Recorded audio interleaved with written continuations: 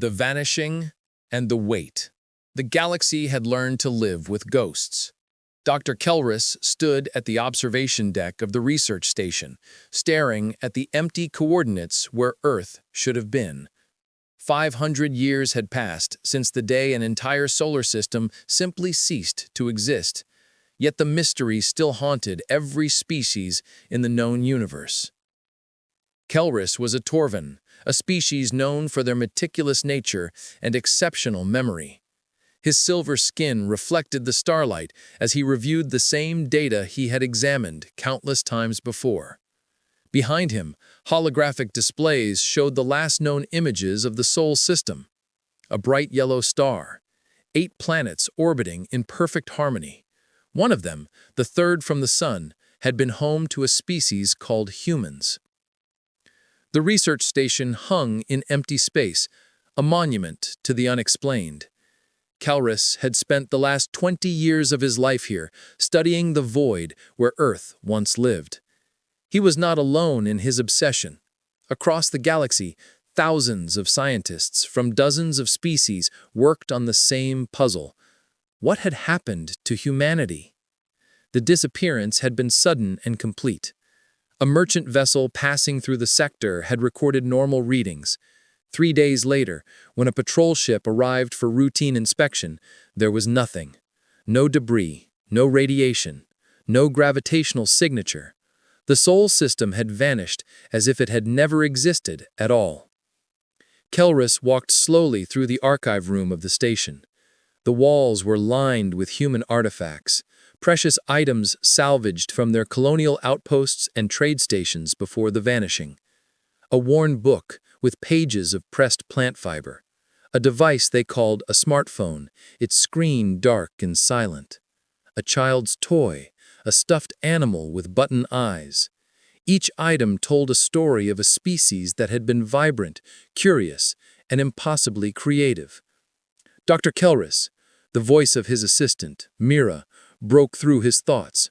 She was a Quillan, her 4 arms moving gracefully as she approached. "You should see this. The deep space sensors are picking up something unusual."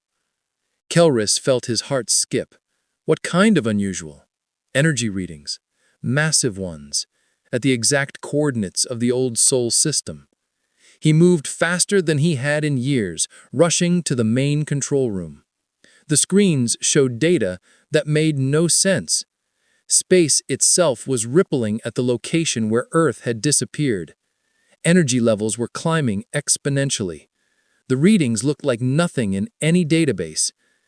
"Get me the Galactic Council immediately," Kelris ordered. His hands trembled as he activated the emergency protocols.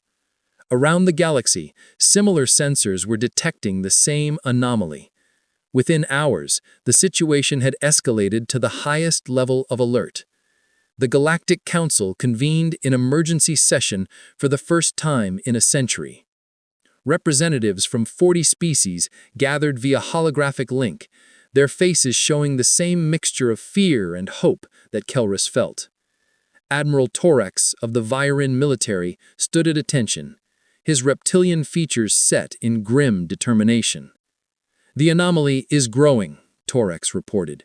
"Whatever is happening, it is happening fast. We have deployed a defensive perimeter, but we do not know what we are defending against." Chancellor Yavris, leader of the council, raised her hand for silence. "Dr. Kelris, you have studied this phenomenon longer than anyone. What is your assessment?" Kelris took a breath before speaking. 500 years ago, the Sol system disappeared without breaking a single law of physics we understand. Now, something is appearing in that exact location, also without breaking those laws. I believe we are witnessing the return of Earth. The chamber erupted in voices. Some called it impossible. Others demanded military action. A few wept openly at the possibility of solving the greatest mystery in galactic history. "Silence!" Yavris commanded. "If Earth is returning, we must approach with caution and respect. We will send a diplomatic vessel. Dr. Kelris, you will lead the scientific team." 3 days later, Kelris stood on the bridge of the diplomatic ship Harmony as it approached the coordinates. Around them, a fleet of observer ships from every major species hung at a safe distance. Everyone wanted to witness this moment. Through the view screen, Kelris watched reality bend. Space twisted like fabric being wrung out. Light scattered in impossible directions. And then, as if stepping through a curtain, it appeared. The Sol system materialized before their eyes. But it was wrong. Everything was wrong in the most beautiful way possible. The stars still burned yellow and bright, but the planets had changed. Mars glowed green and blue with oceans and forests where there should have been red dust. Venus shone with a thick atmosphere of breathable air, its surface covered with floating cities that drifted through golden clouds. The asteroid belt had been organized into perfect geometric patterns, each rock positioned with mathematical precision. And Earth.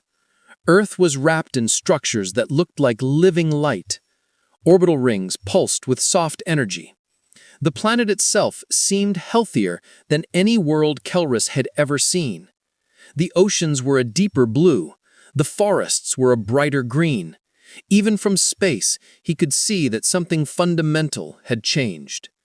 "Sensors are going crazy," the ship's science officer reported. "The energy signatures do not match any known physics. And the life signs? There are billions of humans down there, but their biological markers are different." "Different how?" Kelris asked, though his voice barely worked. "Enhanced, evolved, like they've been developing for much longer than 500 years. Before anyone could respond, every screen on the bridge flickered. A transmission was coming through on all frequencies. A human face appeared, a woman with kind eyes and a gentle smile. She looked young, perhaps 30 Earth years, with dark hair and features that suggested Asian heritage. "Good readings to the Galactic Council and all who witnessed this moment," she said in perfect galactic standard. "My name is Director Chen Wei. On behalf of all humanity, we apologize for our absence and thank you for maintaining our memory. We have returned, and we bring knowledge that will change everything you understand about the universe." Kelris found himself stepping closer to the screen. "Dr. Chen, I am Dr. Kelris. I have studied your people for 20 years. Please, we have so many questions. Where did you go? What happened to you?" Chen's smile held sadness and wisdom beyond her apparent years. "We went somewhere time moves differently, Dr. Kelris. For you, 500 years passed. For us, it was much, much longer. We were given a gift and a warning. We were shown truths about reality that no species has discovered, and we were transformed by what we learned." "A gift? From whom?" Admiral Torex demanded. "What entity has the power to move an entire solar system?" "That is a conversation best held face to face," Chen replied. "We invite a delegation to Earth. Come to the surface, meet us in person, see what humanity has become. But I must warn you, the truth will challenge everything you believe. Your civilizations will never be the same after today." The transmission ended, leaving the bridge in stunned silence. Kelris looked around at his crew. Fear and wonder warred on every face. They stood at a threshold. Beyond it lay answers to questions that had haunted the galaxy for centuries. But Chen's warning echoed in his mind. "Prepare a landing shuttle," Kelris said quietly. "Assemble the delegation. After 500 years, it is time we welcomed humanity home." As the Harmony moved closer to Earth, Kelris watched the planet grow larger in the view screen. Somewhere down there, humans waited. Humans who had experienced something impossible. Humans who claimed to bring knowledge that would change the galaxy. He thought of all the artifacts in his collection, the books and toys and simple tools of a species that had been creative but not particularly advanced. What had they become in their time away? And more importantly, what truth could be so powerful that it would challenge everything the galaxy believed? The shuttle bay doors opened. Kelrus walked towards his fate, towards answers, towards a mystery that was finally ready to reveal itself. Behind him, 40 species watched and waited. Ahead of him, Earth shone like a jewel against the darkness of space. The galaxy was about to change. Humanity had returned, and nothing would ever be the same. The transformation revealed. The shuttle descended through Earth's atmosphere, and Dr. Kelrus pressed his face against the viewport like a child seeing stars for the first time. What he witnessed defied every expectation he had built over 20 years of study. The cities below were not built upon the land. They grew from it. Massive trees reached kilometers into the sky, their trunks wider than mountains. Buildings spiraled around these giants, constructed from materials that seemed to be part organic, part crystalline. Rivers of pure water flowed through the air itself, held in place by forces Kelrus could not identify. The water moved in graceful arcs between districts, feeding gardens that floated without visible support. "Impossible," whispered Ambassador Thane, a Korvax diplomat whose species had mastered gravity manipulation. "Even we cannot sustain structures like this. The energy requirements would drain a star." Director Chen's voice came through the shuttle's communication system. "What you see is not technology in the way you understand it, Ambassador. We learn to work with reality rather than against it. The cities are alive. They grow, breathe, and heal themselves. They are sustained by the planet itself." The shuttle landed in a clearing surrounded by silver trees whose leaves chimed like bells in the wind. A delegation of humans waited. 5 individuals who stood with a presence that made Kelrus's skin tingle. Director Chen stepped forward first. She wore simple clothing that shifted colors like oil on water, adapting to the light. Beside her stood 4 others, an elderly man with white hair and eyes that seemed to contain galaxies, a young woman whose smile radiated warmth that Kelrus could physically feel, a middle-aged man whose very stillness suggested coiled power, and a child, no more than 10 years old, who watched the aliens with curiosity that held no fear. "Welcome to Earth," Chen said, bowing slightly. "This is Elder Zhang, our keeper of memory. Dr. Amara Osei, our specialist in biological harmony, Captain James Rivera, our guardian, and young Mei Lin, who represents our future." Kelrus and his delegation returned the bow. "We are honored," Kelrus said carefully, "but we are also confused and frightened. You speak of working with reality. You claim time passed differently for you. Please help us understand what happened." Elder Zhang stepped forward. Despite his age, he moved with fluid grace. 500 years ago, by your calendar, Earth received a visitor, not a ship, not a species, an intelligence so vast that calling it alive does not capture its nature. We call this being the architect. The child, Mei Lin, raised her small hand. Light gathered in her palm, forming a sphere that showed images. The delegation watched in stunned silence as the hologram displayed Earth as it had been. Bustling cities of concrete and steel, vehicles that burned fossil fuels, humans who lived short lives filled with conflict and struggle. "We were young then," Mei Lin said, her voice clear and sweet. "We hurt our planet. We fought among ourselves. We were so busy surviving that we forgot to truly live." The image shifted. A presence appeared in Earth's sky, something that could not be properly depicted because it existed in more dimensions than the hologram could show. It appeared as light and shadow, as music and mathematics, as emotion and thought all at once. "The architect came with a warning," Chen continued. "It told us that the universe operates in great cycles. Every billion years, reality itself undergoes a transformation. The fundamental laws of physics shift, matter reorganizes at the quantum level, and most civilizations that exist when this happens simply cease to exist. Admiral Torix's scales flared red with agitation. "You were describing the heat death of the universe. That is trillions of years away." "No," Elder Zhang said gently. "We are describing something your scientists have not discovered yet. The universe does not die. It transforms. And the next transformation is only 12,000 years away." The number hit the delegation like a physical blow. 12,000 years sounded like a long time, but for civilizations that planned in centuries and millennia, it was tomorrow. Dr. Amara Osei spoke for the first time. Her voice carried harmonics that made Kelris feel calm despite his rising panic. "The architect offered us a choice. We could remain in normal space-time and face extinction with the rest of the galaxy, or we could accept its help. It would take us to a place outside regular reality, a pocket dimension where we could survive the transformation and learn to exist in the new universe that would follow." "Why you?" Ambassador Thane demanded. "Why offer this gift to humans alone? There are species far older, far more advanced." "Because we asked," young Malin said simply.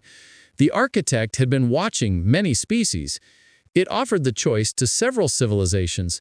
Most rejected it out of fear or pride. Some thought it was a trick. Others could not bear to leave their physical space. We were the only species that unanimously chose to go. The hologram shifted again, showing humanity's departure. The entire solar system being pulled gently from reality, folded into a space that existed between dimensions. Earth and its planets disappearing from the galaxy. Captain Rivera finally spoke, his voice deep and resonant. "In the sanctuary, time flowed differently. For every year that passed in your universe, 1,000 passed for us.